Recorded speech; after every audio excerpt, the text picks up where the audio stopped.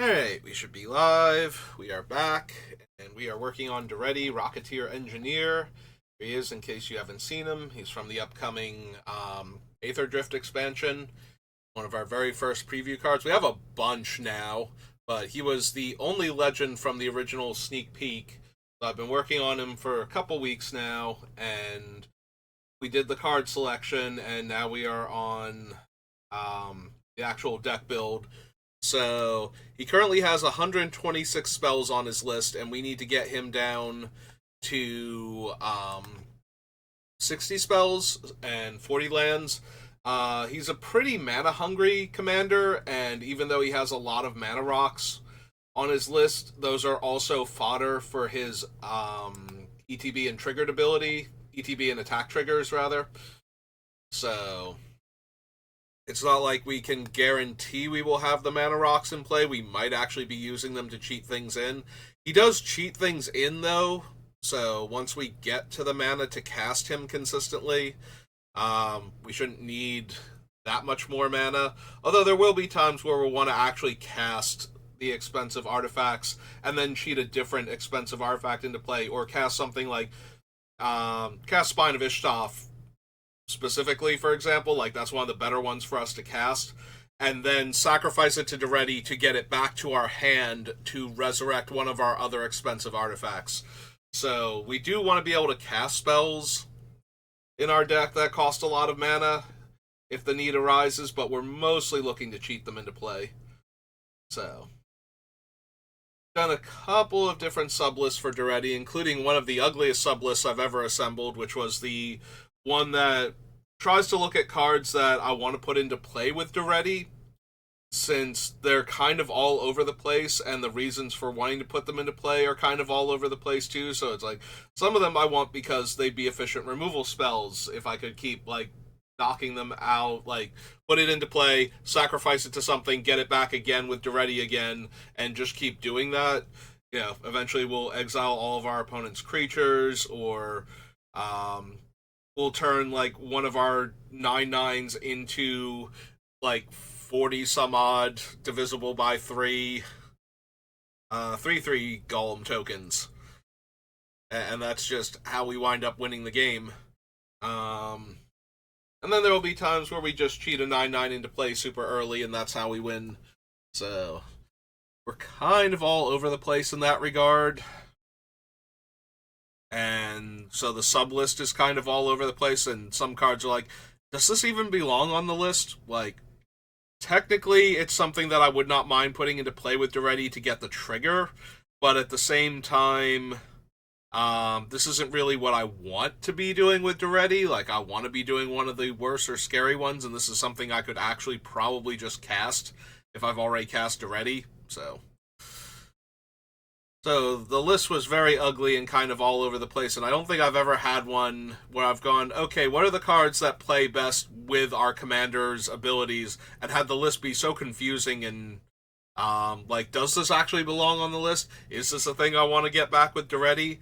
I can get it back with Daretti, but that doesn't necessarily mean it belongs on this section. And yeah, we actually cut a bunch of cards from that sublist because they were so, I don't even know if this belongs on the list or not, and that's kind of why it's in the deck in the first place. Still a chance we cut Karn. Karn gets to animate our giant Doomsday artifacts, but he does so in a way that leaves them as non-evasive, large artifact creatures. So while it's really cool that Darksteel Forge can get up and attack for 9, if it doesn't have a clean attack, that doesn't really matter much. You know, it depends on what thing is chump blocking it. And that is true for a lot of our large non-creature artifacts, like what would be artifact creatures with their high casting costs. You know, I don't think it really matters if Dreamstone Hedron is a 6/6 a lot of the time, so maybe Karn's going to wind up going. Yeah, like I put Memory Jar on the list for things I want to get back with Daretti because it's better if I can keep buying it back. And so it falls into the same category as Mindslaver in that regard. So it's not that I'm bypassing a huge casting cost that I can't deal with. It's that I want to be able to get the effect again and again until it wins me the game. So a lot of cards were on the list because of that. Still don't know if I want the extra attack steps. It does pair well with Daretti, giving him extra triggers of his, since his abilities both comes into play and an attack trigger. It helps a lot, but we have to get to the part where he's comfortably attacking. We do have several ways to make Daretti difficult to block or unprofitable to block, between giving him indestructible and making him straight up unblockable. So having extra attack steps in that scenario is super helpful. I don't think there's any way that Daretti can fully pay for aggravated assault with the cards he has access to. Like, if we were to sacrifice an artifact and bring back Coveted Jewel or one of the 3 mana rocks, one of the other 3 mana rocks. So, yeah, any 2 of the 3 mana rocks will do it, but that's only, like we attack with them the first time, we sacrifice an artifact, we get back one of the 3 mana rocks, and we tap it for mana. We use it towards paying the cost on aggravated assault, but then we have to spend the rest of the mana on it, and then we get back, especially if it's Coveted Jewel, since that will actually give us red mana, then we can sacrifice that one to bring back something else. And so with 5 mana, we would actually get, or with 4 mana, I guess, technically, we would get, because we could bring back the first 3-drop one, and then we can bring back the second 3 mana producing one. So we only need the 4 mana to get it going, as long as we have the red for it the second time, or the first time, depending on where Coveted Jewel is. But that's still only 3 attack steps, and we're not getting, we got to draw 3 cards off of Coveted Jewel if it's in the mix, so that's helpful. But we did not get back the best artifacts each time, because we were too focused on the mana production. So it's really hard to get enough extra attack steps with aggravated assault, but it's not impossible. So if we can afford to pay for it once or twice on our own with all of our ramped mana rocks in play, then using it to recycle mana towards the end is probably worth it, especially if we brought back something particularly nasty and gave it haste. Or if we have the Cybermen patrol in play and we're just getting constant triggers of their myriad ability on all of our artifact creatures. Either one of those would make it so that aggravated assault doesn't need to be infinite. It just needs to activate once or twice in a turn. And we've got it, so. With that in mind, maybe we don't need Karlach then. Because aggravated assault we can activate multiple times. Karlach is 5 mana and she's done. We get the 1 extra attack step. We do get 1 extra attack step, though, each turn once she's in play. She does give out First Strike, which can help Daretti attack, even when he doesn't have any of his other protection on, since, he's going to have a very high power and First Strike, so might be able to attack into an opponent that's got, a bunch of utility creatures in play, or only 1, really strong creature, so it would just be a chump block anyway.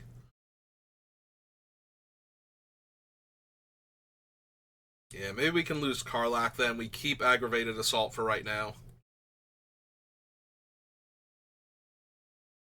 We basically need to cut half the cards on the list, so it just becomes a question of which ones we can afford to lose. We might lose Trash for Treasure. We have all of the Goblin Welder variants. Well, we have 3 Goblin Welder variants and Daretti and his Planeswalker card. So maybe a one-shot, a literal one-shot version isn't good enough. It is nice, though, to have one that isn't contingent on anything else, but casting Daretti's Planeswalker card is close enough to that. It's basically Trash for Treasure for 1 more mana, but then we have a body, Planeswalker body behind that might be able to do more stuff later. But yeah, we probably lose Trash for Treasure because it's not good enough. I do want to be able to have access to Daretti's effect functionally more times than just Daretti entering and attacking if I can, which is why Goblin Welder and the Scrap Welder and the other one from Modern Horizons that I forget its name are all on the list. That and the Modern Horizons one actually tutors an artifact to our graveyard, so actually being able to entomb is super helpful. But yeah, I think we lose Trash for Treasure.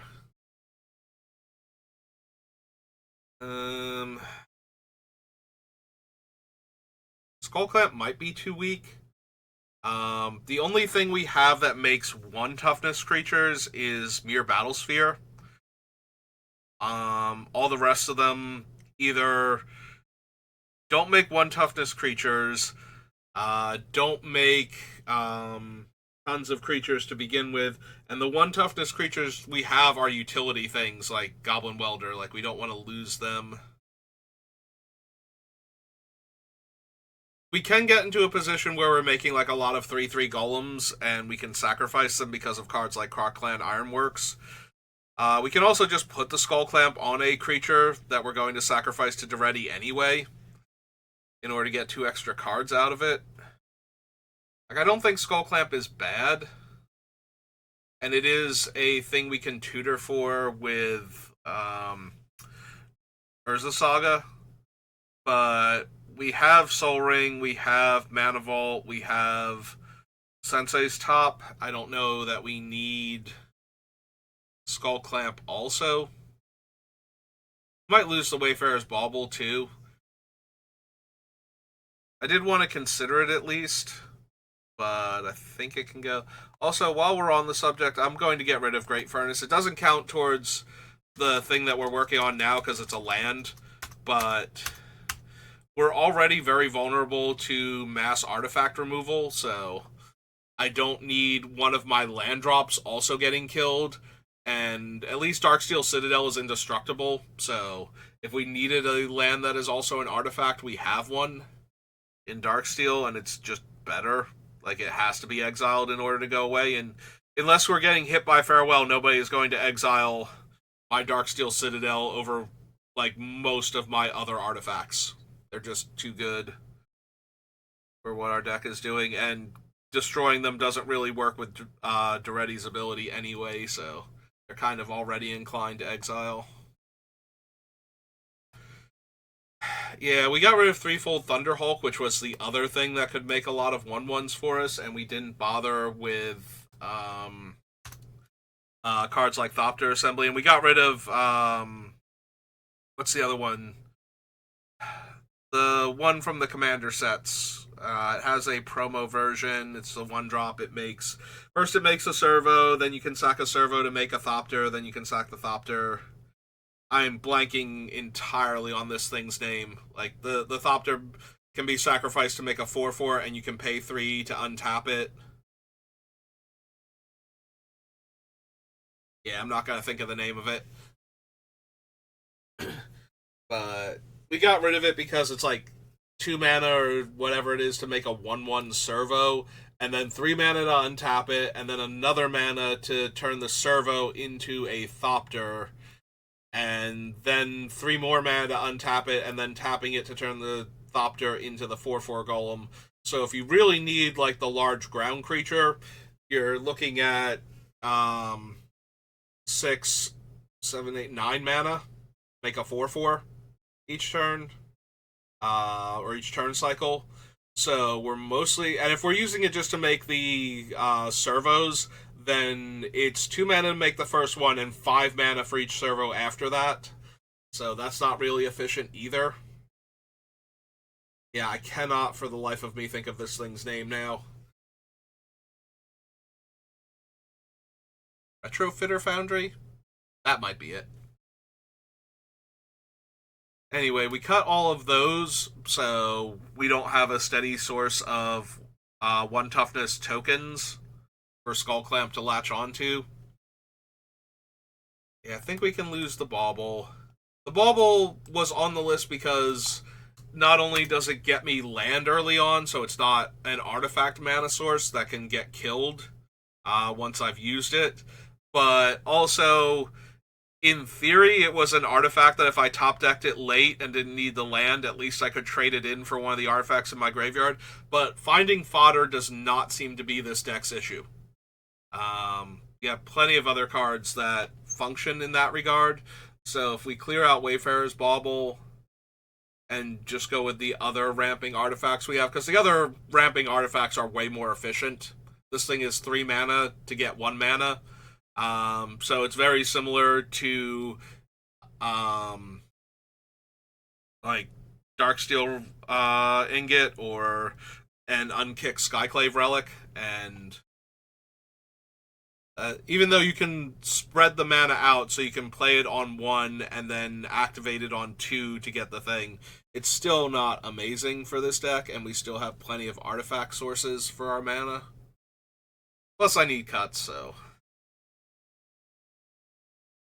I want to keep Cauldron of Souls because I want to be able to activate it, target the thing I'm about to sacrifice to Daretti, and then sacrifice that thing to Daretti and get it back with a -1/-1 counter and get all the triggers again from it either coming into play or for it leaving play in the future. Forge Master, I think we still keep. Forge Master is a little iffy. We have plenty of fodder, but we're trying to sacrifice like one thing at a time for Daretti. This thing needs to eat 2 other artifacts and itself in order to tutor something into play. So, but it does tutor it directly into play, and it's not like it's super hard for us to get multiple artifacts in play. And it's not like we don't have artifacts we don't want to sacrifice either. We do have a few of those still on the list through all of the cuts that we've been making.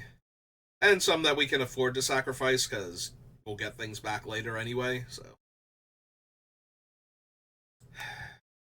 Yeah, I think the Cage Sun can go. We're a monocolored deck, but we can get the same amount of mana out of our other things for less. Also, if we have to spend the mana to cast this, we don't get the mana immediately. Or if we've spent the mana on other things and then we cheat this into play, we don't get the mana immediately either. Like if we had to cast something first to sacrifice it to Daretti for Cage Sun, then it's not actually helping us that turn either. So, and Cage Sun has been kind of iffy this entire time, so. Conjurer's Closet is good because it gives us another Daretti trigger. It also lets us reset anything from the Cauldron. We have a bunch of enters, and we don't have a ton of leaves play. We do have a bunch of dies triggers. I don't think anything is a leaves play trigger, but we do have a decent number of ETBs for Closet to abuse, I believe. Double check that. Hammer might still go. We have other ways to grant haste. And as an artifact, it is vulnerable. Like, we're already encouraging opponents to play mass artifact destruction against us just to set us back. So losing the hammer so that way we can't attack with Daretti when we recast him later on is kind of painful. Like, we already have Boots and Greaves on the list as ways to haste him up. The only nice thing about the hammer is that if it's in play and we do one of the extra combat steps, anything we bring back with Daretti, because some of them don't go to another main phase, although I think Aggravated Assault does, because it's one of the older ones, so we would have a main phase to move equipment around to make the new thing haste. So that should be okay. Yeah, it's cut Hammer of Perforos. It's already only medium. I think we can afford to cut it. Ugin's Nexus I want to keep. Ugin himself is fine for right now. It's possible we lose the Hedron Archive in favor of Mightstone and Weakstone, but it's also possible that we lose Dreamstone Hedron in favor of the Hedron Archive staying. It's cheaper, so it's easier to use as a mana ramp. It's worse when we're cashing it in for cards and then bringing it back because it's only giving us 2 cards instead of 3. And at that point, I usually am not concerned about the extra mana being spent to sacrifice the artifact to draw 3 cards. I'd rather have the third card. So it's questionable, and I think I'm going to need to be a lot more sure of where I'm going with the deck. Smuggler's Copter suffers from a lot of the problems that Skullclamp has.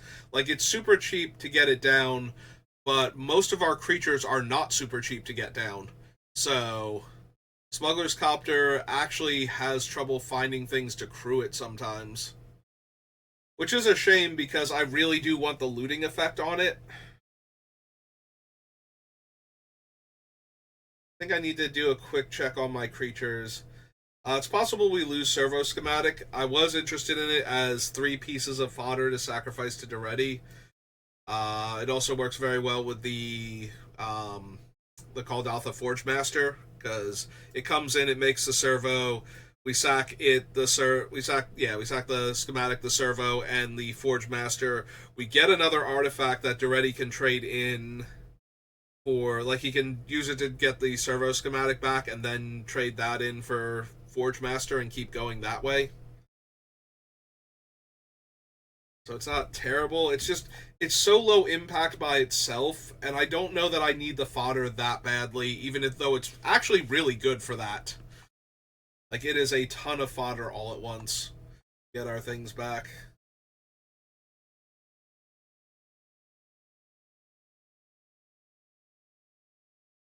Possible we lose Thran Temporal Gateway. So its big thing is that it's a 4-drop and 4 to activate. So we can cast it on 4 before Daretti's online. And if we had something we wanted from our hand into play first, we could do that instead of casting Daretti. And since most of our things are big, expensive artifacts, they are historic cards we can put into play from the gateway, and it will only cost us 4 mana no matter how much the thing actually costs. And it bypasses counterspells too. Which, considering we're not resurrecting it from the graveyard, is actually super helpful, because otherwise it would be vulnerable from our hand. It might still have to go because it's not 100% on point with what Daretti's doing. Like, it bypasses a different aspect of the casting cost. It lets us spend 4 mana on our 5+ drop spell in order to save mana, and then we put it into play, so now if it has a death trigger or something, or if it had it comes into play and it's done, like Spine or something, then Daretti can just trade it in for one of our dead artifacts. It also lets us put it into play at instant speed from our hand, which can be helpful. Surprise Darksteel Forge being one of the strongest plays we could have.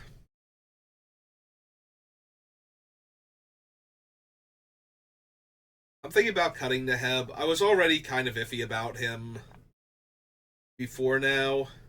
It is nice that he lets me discard any number of cards, but he does have to hit, which means we're already past where Daretti would trigger from attacking after putting these cards into the graveyard.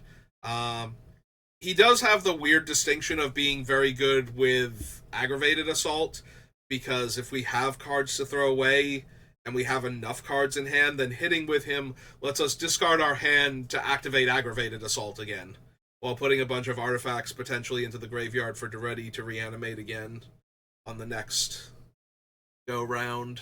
So, and then we would get to draw replacement cards for them. So as long as the attack with Neheb is still good, we could theoretically kill everyone at the table. Like, if Neheb is unblockable at the time, if he's wearing one of Daretti's unblockable equipment instead of Daretti himself.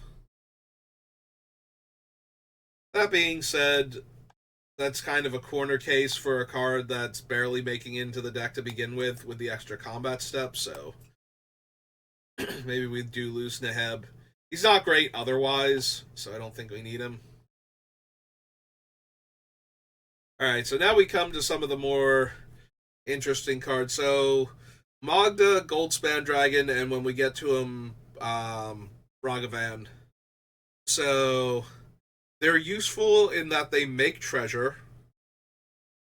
Like all three of them can make treasure, and then that treasure can be used for our commander or to ramp into our commander to get him online sooner, so that way we can sacrifice something else or both. You know, if we've made more treasure since then. But none of them are super important to the deck, honestly. Um, Goldspan Dragon is super helpful in conjunction with the discard a card to draw two cards and make two treasures effects, because most of them cost 4 mana. So it's a full rebate at that point instead of half of the mana back for getting the treasures, assuming that we can sack the treasures for mana and not to Daretti. So Goldspan is interesting in that regard. But at that point, the goblin, the murder mystery writer, whatever her actual card name is, crime novelist. I think it's crime novelist. Um, would also serve that purpose because we're a mono red deck, and she would get the 1/1 counters also from sacrificing the artifacts, and we would get red mana from sacrificing any artifacts for any reason. So Daretti coming into play and swapping an artifact actually gives us a 1 mana rebate if we needed to put like not lightning greaves, Swiftfoot boots onto him or something. Yeah, I don't think I need Goldspan Dragon. I think Magda and Ragavan are okay, but I could see cutting them. But they come down a lot earlier, so they might actually be able to attack for a turn or two and make some treasure. But I don't actually need the cards stolen by Ragavan, and now we've cut our only dragon. So I'd still tutor for artifacts with Magda, so that's pretty cool. If I have enough treasure. I don't know that I'm going to have enough treasure, though. I don't know that I have enough treasure makers to consistently get her to the 5 we need in order to pull that off, but we'll think about it. For right now, though, I don't think Goldspan Dragon is actually necessary.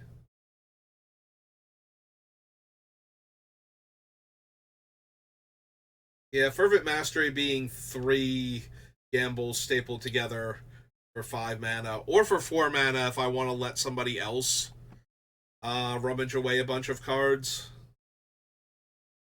which I might.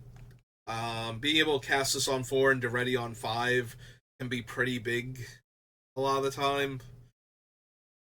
Like if we actually have it in our opening hand or draw it before we cast Daretti. And then later on we can just cast it for 5, tutor the cards we want, and discard those cards. Hopefully discard those cards, but we have a bunch of other things to work with.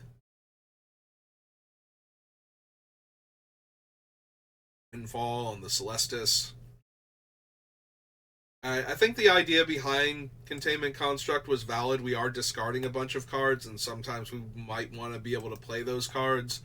But for the most part, we are running discard effects so that we can actually, put it into the graveyard. Scrap Welder stays, Fable the Mirror Breaker stays, Big Score. Living Legacy, I'm still on the fence about. +1 to make a sacrificial artifact is fine, and when we don't need his artifacts, they're helping us cast artifact spells, activate any of our abilities, and pay for his minus to go find something better.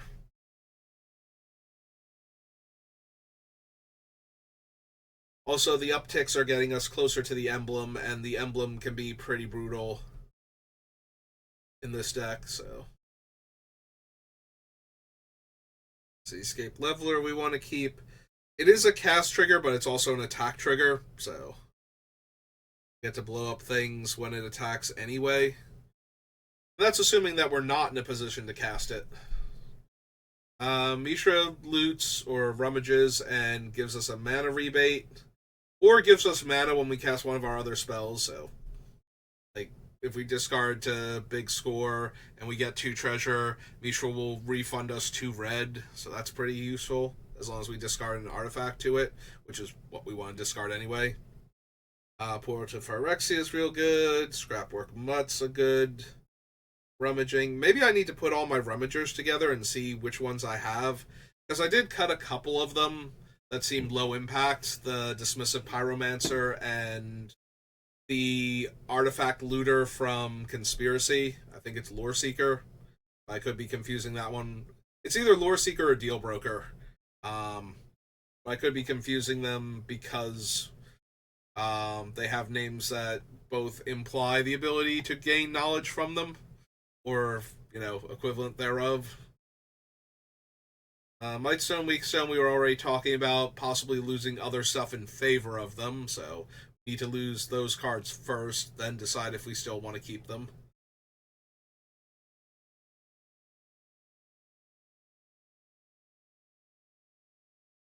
Karn potentially produces a huge amount of mana. He's also potentially a huge creature. Again, without trample, though. Like, if we have Darksteel Forge in play, Karn is a 9/9 indestructible, which is cool and super helpful.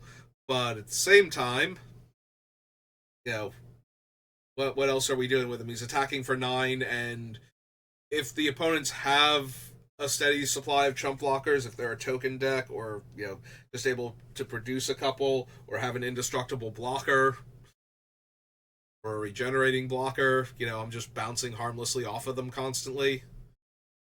It's not really putting much of a strain on them to maintain parity in board state until they can find a way to like exile Karn or the reactor, or not the reactor, the forge. Still don't know if Hugh the Entwood is good, but this is the only deck that's ever going to want it, so. Palantir is fine. I can see cutting it because it's only one extra card per turn, but it is one extra card per turn. The One Ring is a whole lot of extra cards, though, so we're keeping that. Collector's Vault is a loot and a source of fodder, so. Brass's Tunnel Grinder, same idea. Discard a bunch of cards, draw a bunch of cards. Now I have an artifact in play that I can sacrifice. And I have an artifact that I can bring back if I've drawn a bunch of cards that I need to discard still. Ready is a trigger. Roaming Throne is worth considering still.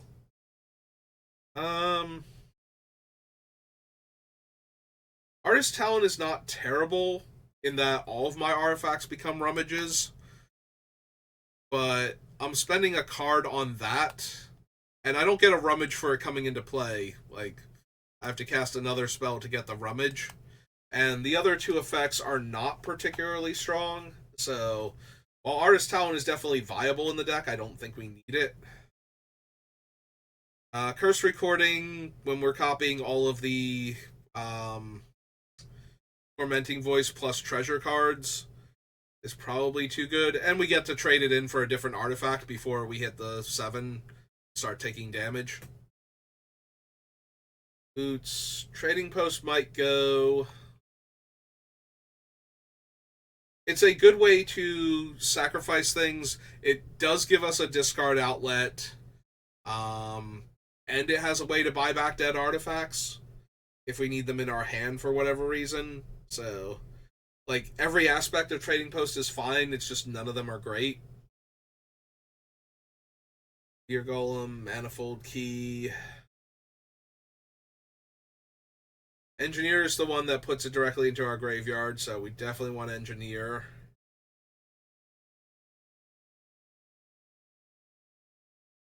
Maybe Hearth and Home is too ambitious. I was thinking about using it to force Daretti through and then blink him while getting a land from our deck, which is not terrible.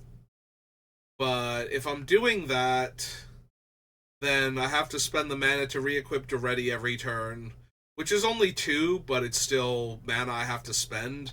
It also means that since Daretti left play, if he had on any like the indestructible or unblockable equipment, because pro white and green wasn't good enough, then I have to spend mana to re-equip all of those also. Yeah, I can see cutting the sword. I think it's only okay.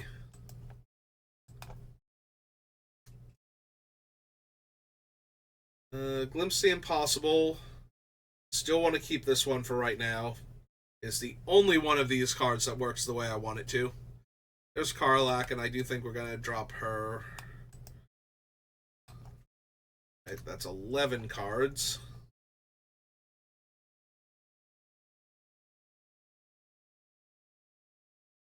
It's possible we want to lose Scrap Mastery. It's also possible we want to keep it. Like, a lot of we don't have a ton of things that have death triggers, but we do have a few. So any of them in play, dying while trying to get our other stuff back is good. Getting back any of our good comes into play, or for future reference, death triggers. Creatures from our graveyard is super helpful. And since we're the one casting it, we know if we're better off with the cards in our graveyard versus the cards in play, so it's not like we have to cast it just because we drew it. Directive is also a pretty potent card, if we can pull it off. Genesis Wave for artifacts, but with Improvise. The Jewel I kind of want to keep. Treasure Nabber is fine. Collecting SWAT. Yeah, all of those can stay for right now. Alright, so we're up to 11, right? If I copy Excalibur here, it'll be number 12. Yeah. Alright, so we crossed these 11 off the list, and I need to get rid of the Wayfarer's Bauble. That's down below in our mana ramp section. Yep.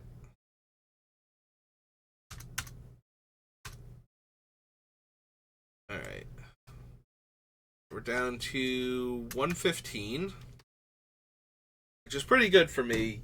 Usually I wind up cutting about 10 cards per session, and we're already at 11, so even if I fail to find more cards right now, for whatever reason, like I just can't bring myself to cut certain things, we're still on track to get there at a reasonable pace, for me anyway.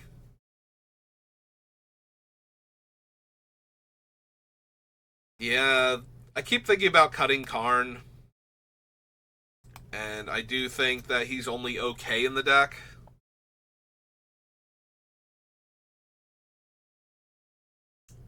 Don't get me wrong, he has other utility. Kills all of our opponent's artifact tokens, basically, for 1 mana apiece. Like, okay, that treasure's a creature. Oh, it has no casting cost and therefore no power and toughness. Let's make your food a thing, and oh, it's rotted away now. Just keep doing that until they're out of their fancy tokens, or force them to use them in response and either spend their mana immediately or tie up their mana in food and clues and whatnot. So it's very useful for that. It kills any other 0-drop artifacts that are having an impact on the board. We do want to reanimate stuff, so killing things like Tormod's Crypt and whatnot if they're the card that's being run. Usually not, though. Usually it's there are a lot better artifacts for that. Ones that will cantrip while exiling the graveyard. So Soul Guide Lantern, Relic of Progenitus, those sort of things. So, and he only kills 0 drops for 1 mana. Like, if I really wanted that effect, the Mox Monkey from Alliances, Gorilla Shaman, is way better for that. Because he can also, spend more mana to kill more expensive artifacts. Just he kills all of the 0s for 1 mana piece.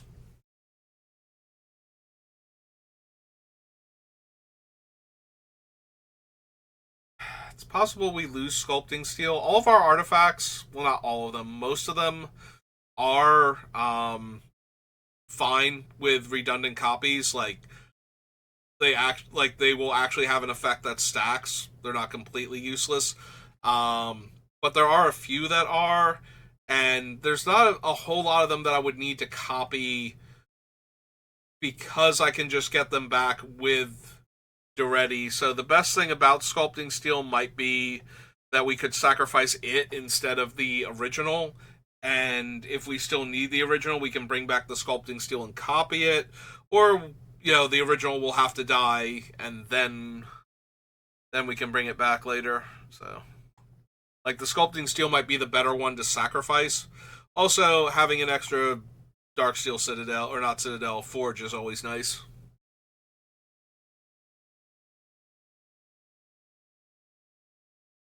So is it? I need to look at all my ways to rummage and loot. I think we should do that one with our remaining time, because there might be a few redundant cards on there we can get rid of.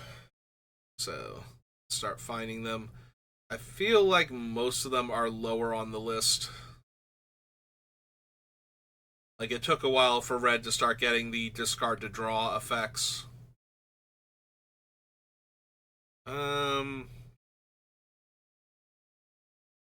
Do we include Memory Jar here? I don't think we do. Memory Jar is the most expensive. I think the 4 mana and less ones, for the most part, are going on the list. It does let me pick up a bunch of cards and then put a bunch of cards into my graveyard in theory, but at 5 mana, it's kind of really expensive and a little more haphazard than some of the other ones.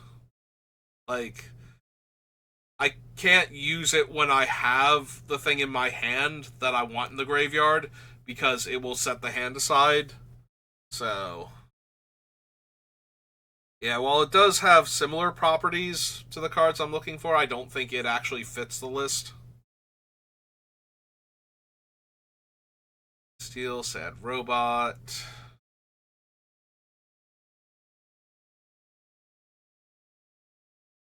Yeah, when did we start having more looting and rummaging effects that Red would have access to?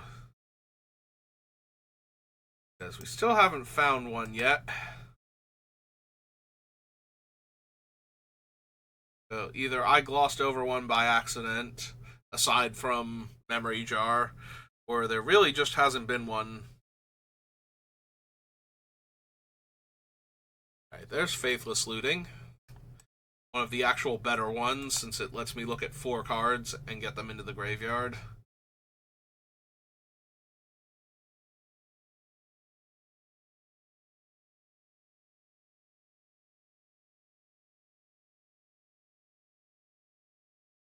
Hedron Archive not letting me discard.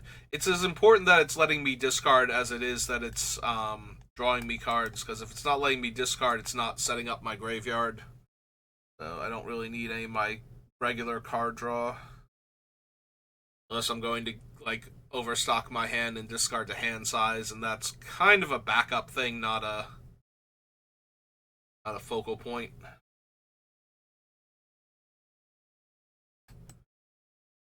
Pillage, yes. Seize the spoils.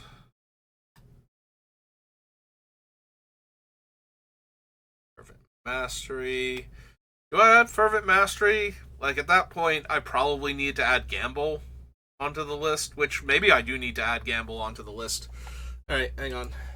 Let's copy Fervent Mastery. Let's go back up to Gamble.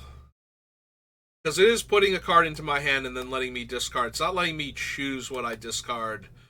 But if Fervent Mastery is putting a bunch of cards into my hand and then having me discard, then it's kind of down to Fervent. Unexpected Windfall. Celestis. Mirror Breaker, yes. Score, yes. Okay, so we do actually have a bunch of them. It's just that it took us a while to find them. Mishra and Scrapwork, yes. Unfortunately, Portal's in the middle, so we have to copy them individually. It's 12. Its handling is 13.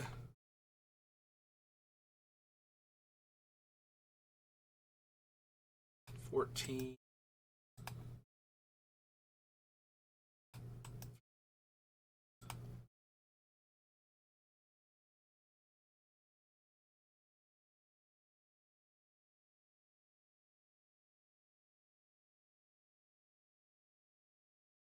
Yeah, the trading post doesn't let me both discard and draw. It's one of those food or shelter, not both scenarios, so.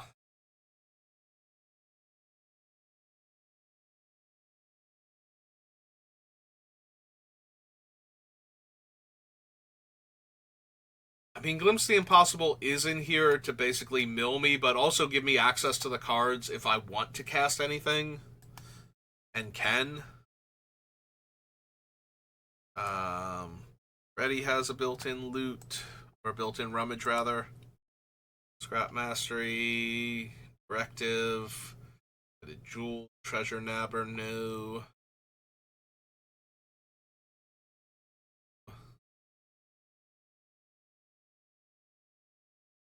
Okay, so that is all of our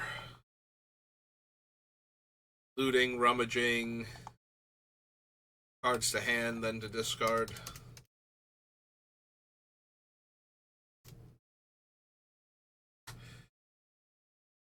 Another poorly defined list. Loot, rummage, etc., etc. So let's grab. Uh, there it is. Gamble first. Knock it off the list. And really nothing before Smuggler's Copter. Nope. Okay. Oh wait, Faithless Looting. There we go. I'm gonna say, I feel like there should have been, and there was. It was Faithless Looting, right off the bottom of the screen. Pirates Pillage, Seeds, Mastery, Windfall, Celestis, Fable, Big Score, Ultra, Hut, Vault, Grinder, Glimpse, and Daretti. Okay. Yeah, we have a whole bunch of cards on this list.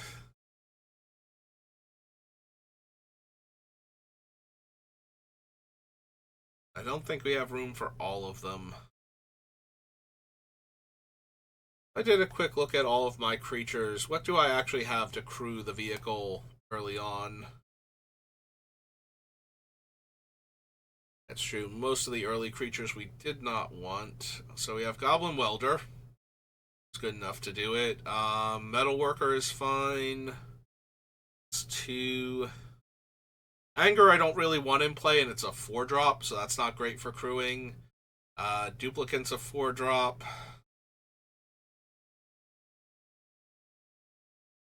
So that robot I at least want in play, so I guess we can give him slot number 3. Mycosynth's too expensive. Kiki's a bit too expensive. Yeah, getting into the 5 mana to crew the copter. Also, Kiki desperately wants to be doing anything else, including, I guess, if I have another way to crew it, copying an already crewed copter and crewing that one also and getting in there. But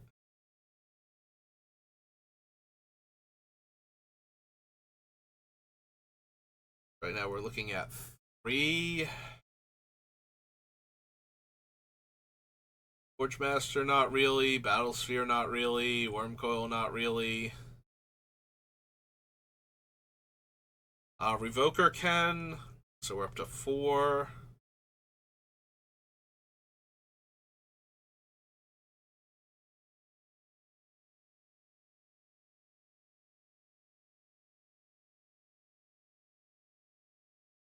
Trap Trawler's 5. Schematic is 6.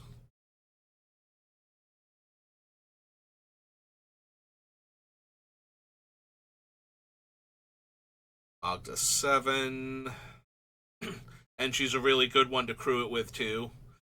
So that'll give us the treasure also. Fable, I guess, is 8. It makes the 2-2. Welder's 9.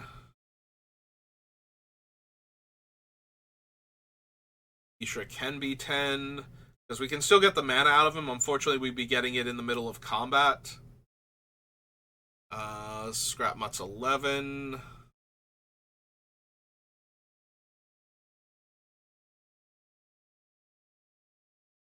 I guess Roaming Throne is 12. Ready, we want to be attacking with.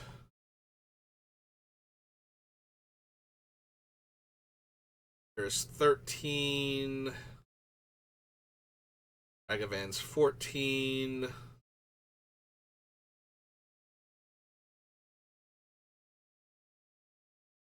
Treasure Nabber's 15. 16. The patrol is 17. So technically we still have enough for the copter, but it's just barely, and some of them are kind of iffy on if that's what I want to be doing with them.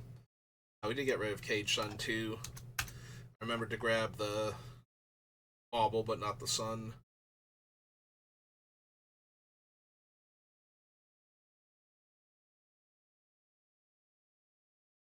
So yeah, it's technically still good enough for the list, but it's not quite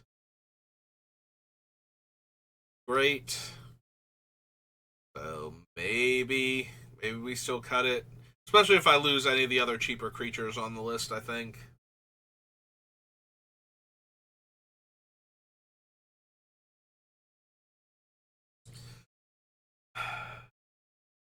Like, Scrapwork Mutt is... It's 2 rummages, but it's also an artifact that we can sacrifice, and an artifact that we could cheaply bring back to sacrifice if there was something we needed out of the graveyard and we didn't have better fodder. Or if we just had something in our hand we also want in the graveyard. Like, maybe if we wanted to put the thing in the graveyard in the first place, then we can unearth the dog and lose it to Daretti to get back the artifact that we just put into the graveyard with the dog. So maybe it still makes it. But I can't imagine that everything here is going to make it. I'm wondering if the Celestus is too much. It's 3 to cast. It's 3 to activate. But once we've activated it, it's highly likely that we will get another loot by the time it cycles back to our turn. Like, somebody will cast 2 spells on their turn, and that will give us another loot somewhere before our next turn starts, or by the start of our next turn. It still might not be good enough, though. It's also possible we go the other way, where we don't need the one-shot sorceries, in which case that would also kill Cursed Recording, since this is the primary reason to run Cursed Recording, is all of the sorceries that we have, and a couple of instants that will put the cards in our graveyard to set us up. I think we still have enough of those. Like, we have enough of those on the list right now anyway. Even if we cut 1 or 2 of them, we'd still probably have enough. Did I cut Cathartic Reunion, or did I just gloss over it? Okay, so Cathartic Reunion is gone.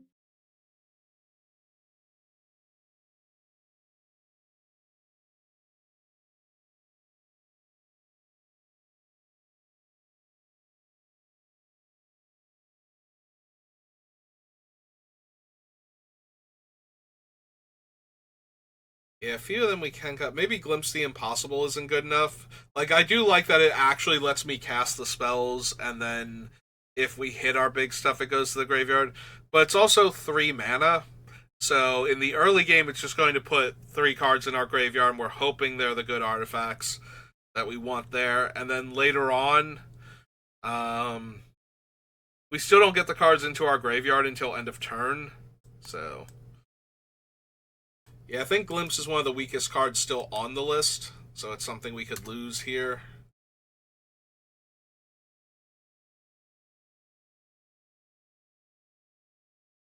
Alright, so we're just about at the hour mark, so I think if we cut Glimpse, we can call it there, and we'll have had a productive day cutting into things and getting the deck a lot closer to what I want it to look like.